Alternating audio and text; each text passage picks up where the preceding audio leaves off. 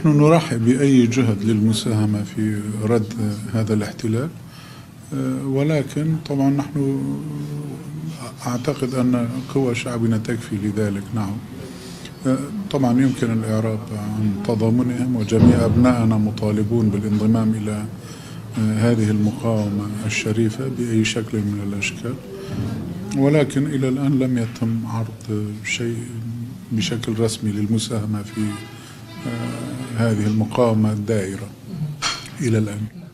أستاذ صالح، سوريا النظام السوري أكد بأن عندما تتدخل تركيا سوف يكون لها رد، ولكن حتى الآن واليوم الرابع لم نرى أي رد منها.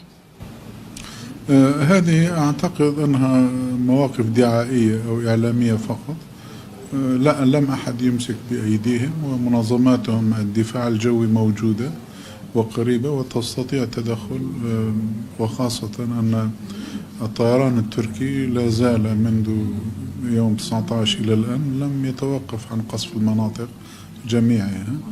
هي تتغاضى وكأن الطيران التركي يقصف أي مكان آخر غير الأرض السورية، ولهذا نعتقد أنه كلام فارغ. تعتقد هناك تأثير على تمدد أو داعش مرة أخرى كما رأينا في دير الزور الآن، كأن الجبهات أصبحت متفرقة، جبهة انتقلت إلى مدينة عفرين للدفاع عنها؟ هل هناك تأثير على دير الزور أو على داعش، تنظيم داعش، أو توغلها مرة أخرى؟ نعم، يعني هناك أمور يجب أن لا نتغاضى عنها. يعني تزامن هذا العدوان السافر، الاحتلال بهذا الشكل، مع آخر أنفاس داعش في دير الزور، لا شك أنه يريد إعطاء الوقت لداعش الموجود في مناطق دير الزور. هذا أولا. ثانيا، هذا ما يجري الآن، يعني هذا الاحتلال والاعتداء الحاصل على عفرين لا يتم بمجرد قوى الدولة التركية فقط.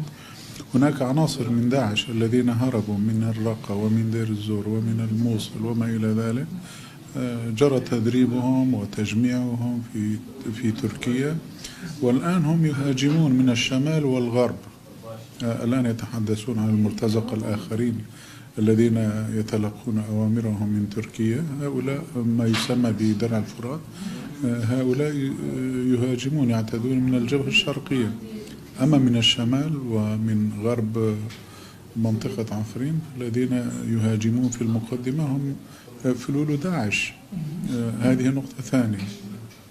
النقطة الثالثة، في الآونة الأخيرة عندما ازدادت الاشتباكات وحصل التدخل التركي في إدلب، هناك تواجدت بعض الجيوب داعشية استولت على ما يزيد على 50 قرية في ريف حما الشمالي وريف إدلب الجنوبي الشرقي.